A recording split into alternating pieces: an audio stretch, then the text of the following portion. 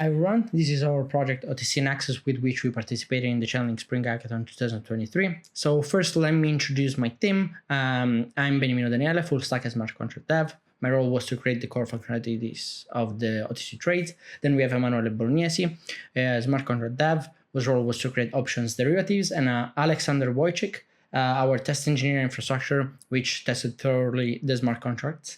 And lastly, we have Sakshi Shah, our front-end dev. Our protocol serves as a peer-to-peer marketplace for token trading, primarily targeting whales. These investors often encounter difficulties in liquidating their positions due to their sizes. Our solution mitigates this issue by allowing whales to avoid, first of all, sandwich attacks on decentralized exchanges. This is particularly beneficial for those holding meme coins, which are typically illiquid and highly volatile. The primary downside is that this market can also be liquid, since we need a buyer compared to DEX, which typically uses liquidity pools and thus instant trade. Chainlink functions and Chainlink general plays an important role in our application, both as an oracle and also thanks to the newly released Chainlink functions. They allow OTCNexus to perform OTC trades using PayPal as a payment provider. By leveraging Chainlink functions, both the swap and the PayPal payment are performed entirely on-chain, thus reducing approximately to zero the existence of bad actors. Lastly, by integrating such a well-known provider as PayPal, our project can be pivotal in embarking new users into Web3. Now let's dive into the demo of Chainlink functions and PayPal integrations into our dApp.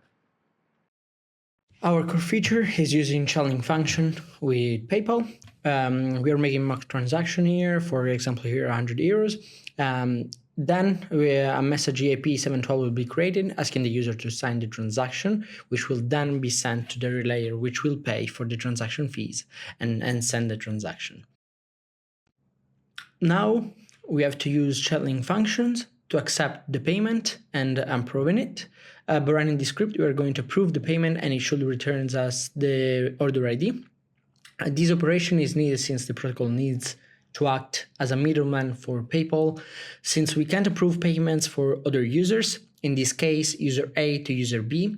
So the flow is that the payment is made to our protocol, which then sends the money back to user B after the transaction has been performed. Here we are performing the swap, which will be automatized in the contract after the payment is received, and we can see that the transaction has been mined, and we can look here that the amount of sand has been updated from 129 to 130. Now we just need to send the money to our last users by running this Chainlink function, and this should return us the batch ID of this transaction. Here we have it. So, as said earlier, PayPal payments are common in Web 2, and by allowing users to do the same in Web 3 will be pivotal for mass adoptions. And we believe that our project has enough potential, especially because our market value, OTCs is still an untapped market. Security, there are too many risks in P2P trades, especially because by the existence of bad actors. Stability, we are allowing and protecting new projects from price manipulation by whales. Accessibility, because we are, like we said earlier, we're allowing seamless bridge into Web3 using PayPal, and thanks to Chainlink functions. And lastly, efficiency. We are giving really low gas prices compared to swaps through optimized smart contract functions. In conclusions, we believe that OTCNexus could really help to shape a new way to introduce new people to Web3. And we know that Chainlink is a key actor in shaping the future of Web3, especially because in embarking new users and right now giving fantastic tools to developers to interact with real-world data and internet, and especially with the CCIP, which is the internet of the blockchain, together with the Chainlink functions. This will definitely shape the future of Web3.